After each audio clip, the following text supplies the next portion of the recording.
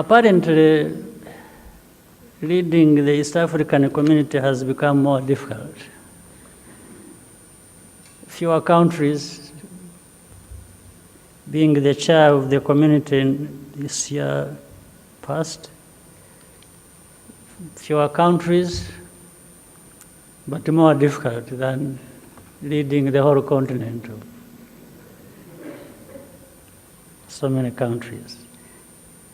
Well, but leadership, whether it is of one country or even I find a lot of problems leading my own country. And it is just one country, so leading a community is assumed to be more difficult. When in the continent, even for the year we are told to serve, has its own challenges.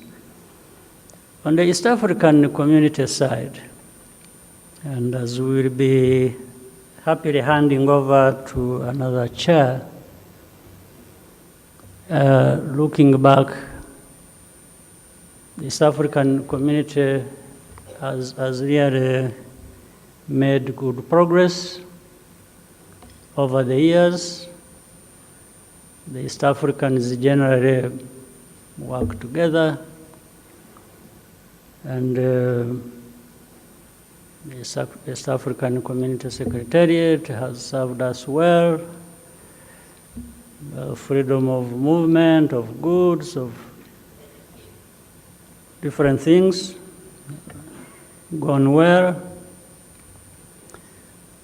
Then I'm sure you are aware of the challenge we had in our country with, I would say, our neighbor, but let me say neighbors, but particularly the neighbor to our north, which is Uganda. But I think we are making progress as well, and we want to continue to make good progress. But there's always going to be work to do.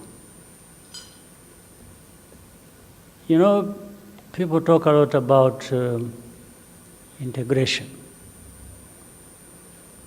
Integration means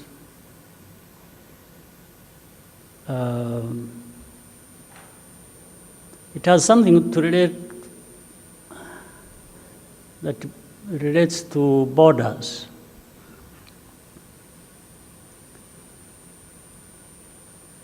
So currently we have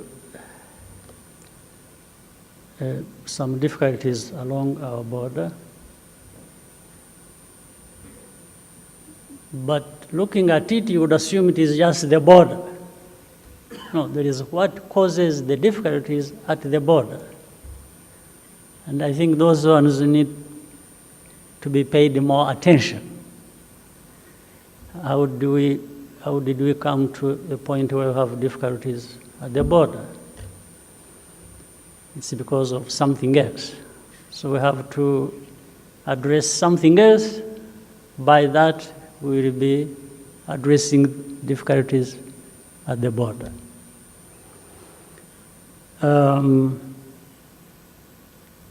You know, even without borders, let's suppose borders were removed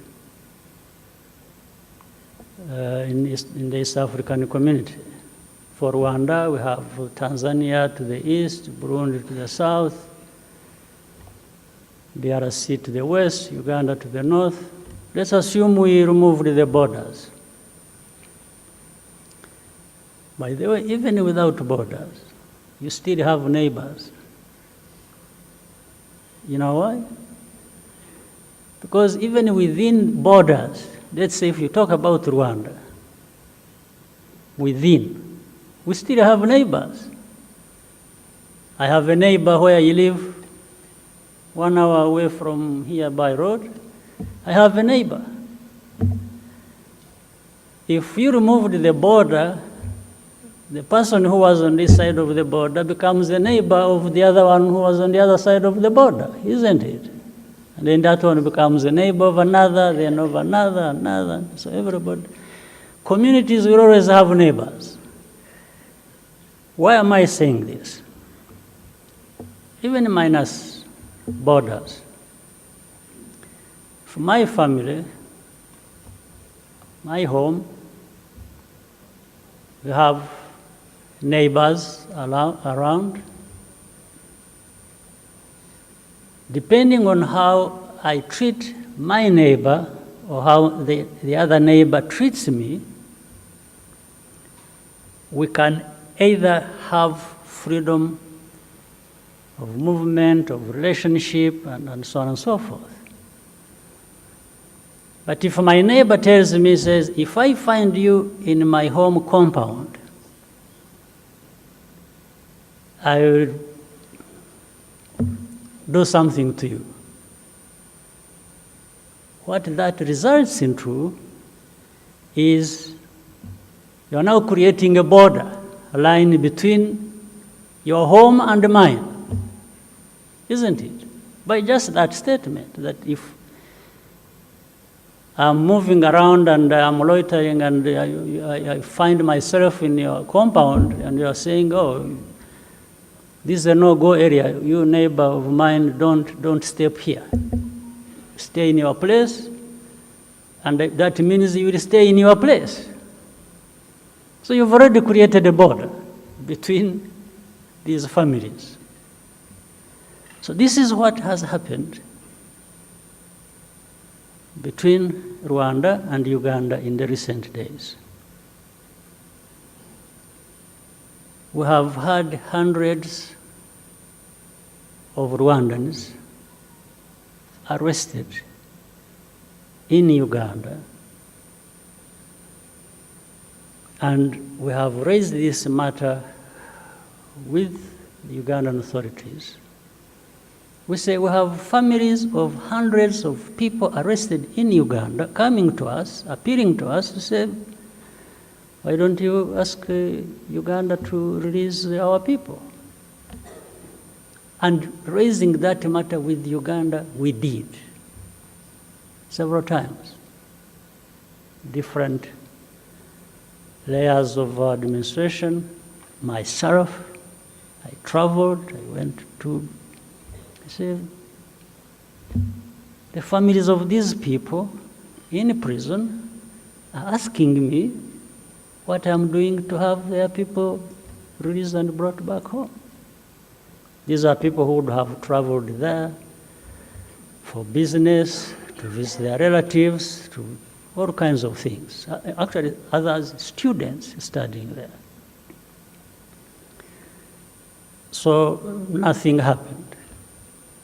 In fact, what resulted into the so-called closure of the border, but it is not really closed as such, because I will tell you the facts as they are, you'll make your own conclusion. But because of that, we had to tell Rwandans that, you see, you have come to us, you've told us your relatives, your friends, everybody have been arrested in Uganda. I have traveled to Uganda and raised this matter. I've met the authorities of Uganda in different places and raised this matter. But there is no progress. So I said, now, the only thing I can do now is to advise you not to go to Uganda, those who have not been arrested yet. Just stop going there, because if you go there, I have no control. They arrest you. And if they arrest you, then your families come to me and say, you know, our people have been arrested. I said, there's nothing I can do about it. The only thing I can do is to advise you, don't travel there, period. But we did not stop Ugandans to come here. They have actually been coming. And the main border that has been sort of closed is the main one, Gatuna. but Kajitumba is still being used, and Chanika and other places. Now, recently, something that I would call progress happened. When we went to Angola, facilitated by the President of Angola, President of DRC, we had a discussion, the four heads of state. We said whatever we wanted to say. And we agreed later on that we are going to do something about it. So recently, the progress is that some of the people that have been held in prison for months, for years, were arrested, were released. Particularly, I think 7 or 8 of them. How many? 9. Well, unfortunately, when I say 9, you count 20, and then you find there are remaining only 18 because 2 have died. Because some of them have been dying as they arrive back home. And when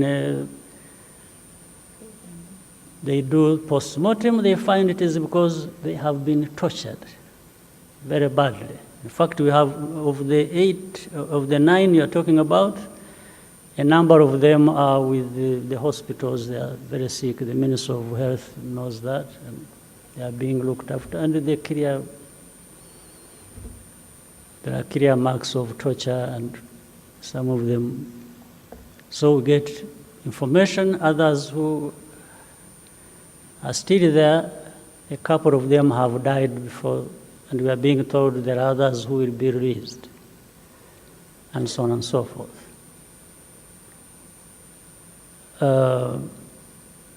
Now, as that is happening, and I'm calling it good progress, that some people are released, forget about the other stories related with how they have been treated. Then the other side says, okay, you see, we have shown a good gesture. And we say, thank you. Then say, oh, you must also do something. Then you say, what? They say something that tells Rwandans now to start traveling to Uganda. And I asked one of the officials who had come to see me and was telling me that. I said, okay, I can easily say that. I can easily make a statement, go out there and say, oh, no, Rwanda is now okay because they've released the 9 people. Everything is okay, start going to Uganda. And I told this official, I said, suppose I actually do that. And the next day and another day and another day, more Rwandans are arrested, and those who are still in custody are not released. Are you suggesting then I would go back to tell these Rwandans that, you know what, I was deceived. Please, again, stop going to, because that does not work. So I told them, I said, look,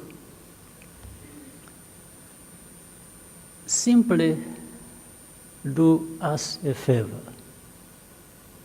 Just stop arresting Rwandans, because most of those you have arrested have no case at all. If they have a case, they haven't even been put to the courts for months and for years. You say, what kind of situation is this? Now, if you stop that, one. Second, if you really stop associating with these groups that are, and you've been giving support to destabilize our country, automatically the borders would be open. It's automatic. It's just a direct consequence, result of the other. So I said, the matter is simple. It is not a question of saying, do that and I will do that, do that and I will do that. No. For us, it is one thing. In fact, what I'm being demanded to do is to say, please, Rwandans, start comfortably going to Uganda. That's what I'm being asked. And I'm holding on to that because I'm not yet comfortable that I can tell Rwandans to feel free to go to Uganda. And then the next day they are arrested. So again, relatives come back to me and say, President, you deceived us. Now you have even put in trouble our relatives, our friends. This is what has been going on. And soon we will be going back to Angola to meet again, and the purpose is to review the progress where it has been made, and the reasons for lack of it in other cases. But the situation is this. Now, the rest is but in the midst of all this, there is so much talk about integration. Yes, we can have as many lectures for as long as we want about integration, but integration of regions and communities, and it does not happen just because you are making a slogan about it. No, it will happen, and it happens because you are doing the right thing that actually needs to be done in order for that to be realized. You can say, oh, borders,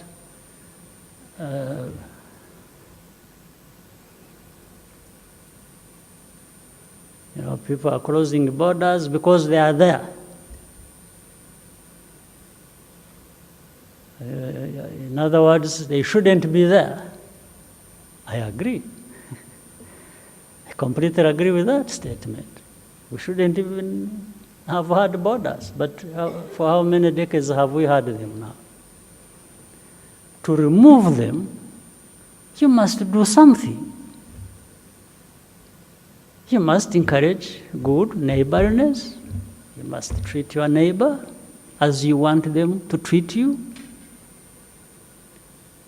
You can't just hunt down people from the neighboring country so badly, and then you go back and say, no, these borders, these border issues are rubbish. Or they are nonsense.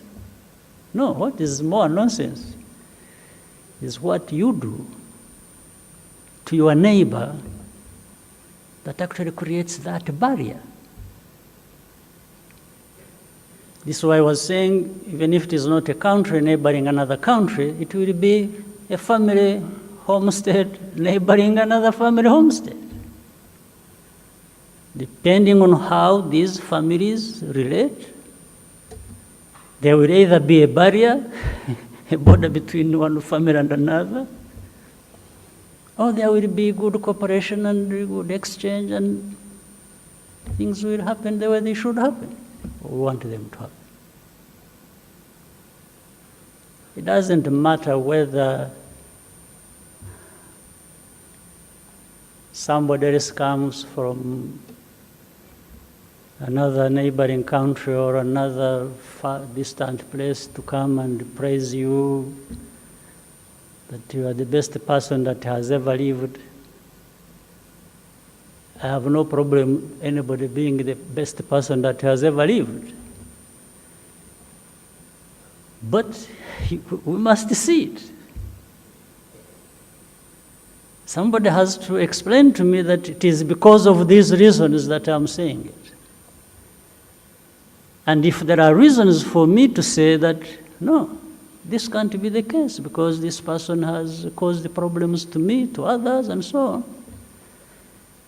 Maybe not to you. Maybe you've benefited from that person. If you did, maybe you are right to praise this person. But you can't praise that person on my behalf because I don't agree with you. I don't agree that this person is the best person that has lived in this region because I have suffered because of him.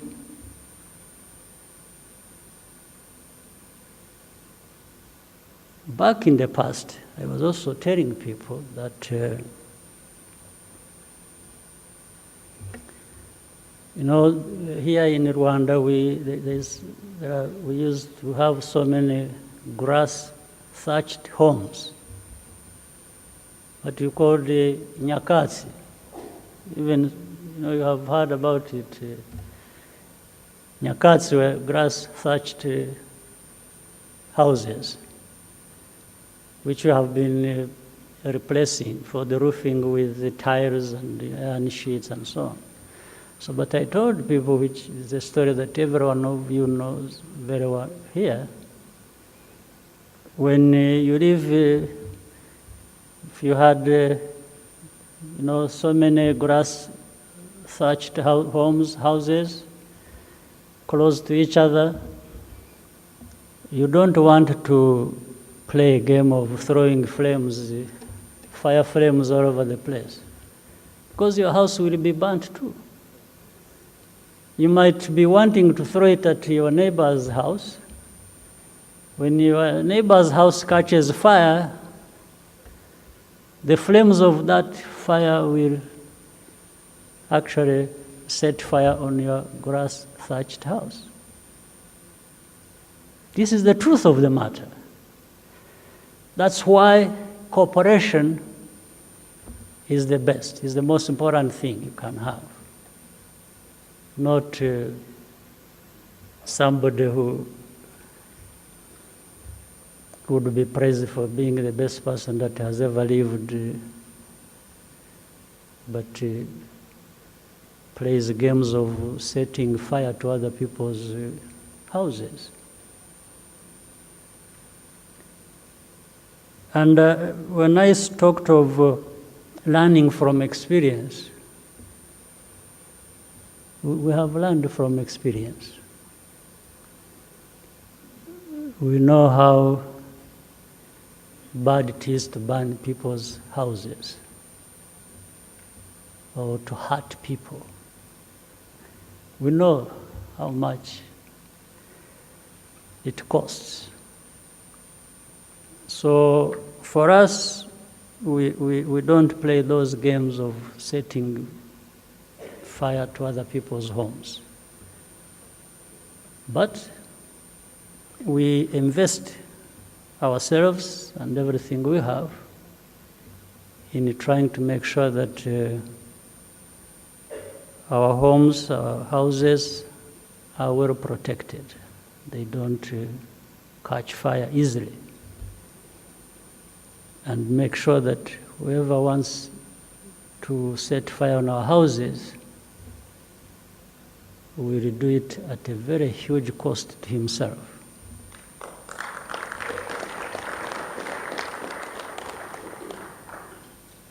I've said too much. I didn't want to say this, but sometimes you need to release. This has been weighing on me. I needed to let it go.